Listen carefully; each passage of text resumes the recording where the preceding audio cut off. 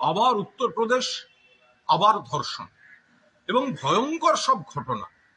অর্থাৎ সেই তরুণী ধর্ষিতা হয়ে বিচারের জন্য যাচ্ছেন পুলিশের কাছে, সেই পুলিশ তাকে ন্যায় বিচার দেওয়ার বদলে একাধিক পুলিশ কর্মী তাকে আটকে রেখে আবার ধর্ষণ করছেন।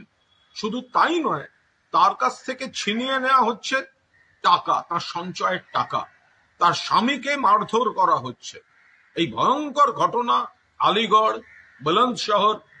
যখন সেই তরুণীর উপর 4 যুবক, Uttar Pradesh, Yogi Adityanath, BJP, double engine সরকার, এগুলো মাথায় রাখবেন, বারবার একই ঘটনা।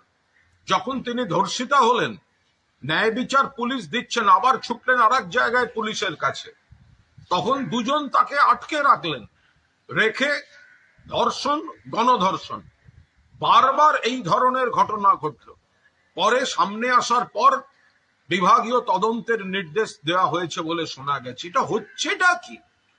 আবার সেই উত্তরপ্রদেশ থেকেই এক মধ্যযুগীয় বর্বরতার খবর আসছে যে জুয়াতে, এই যেন সেই মহাভারতের যুধিষ্ঠিরের পাশা খেলা, একজন তরুণী পণের কেস, পণ দেয়নি বলে তাকে বাজি রেখে তার স্বামী জুয়া খেলছেন, হেরে গিয়ে তাকে তুলে দিচ্ছেন 8-9 জন আত্মীয় বন্ধুর হাতে, সেখানে লাগাতার ধর্ষণ চলছে। এই ধরনের ভয়ঙ্কর দুটি ঘটনা গতকাল সামনে এসেছে।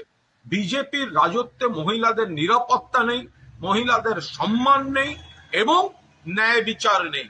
পুলিশের কাছে গেলে পুলিশ ধর্ষণ করছে, পুলিশের কাছে গেলে পুলিশ ন্যায় বিচার না দিয়ে টাকা লুট করে নিচ্ছে, আটকে রাখছে, ধর্ষণ করছে।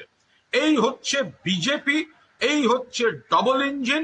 মা বোনেরা জেনে রাখুন, এই বিজেপি সমাজের শত্রু, মহিলাদের শত্রু। আর ডবল ইঞ্জিন সরকার বলে যেটা ওরা চালাচ্ছে, তাদের জমানায় মহিলারা সব থেকে বেশি নির্যাতিত। তাই একটাই কথা, নো ভোট টু বিজেপি।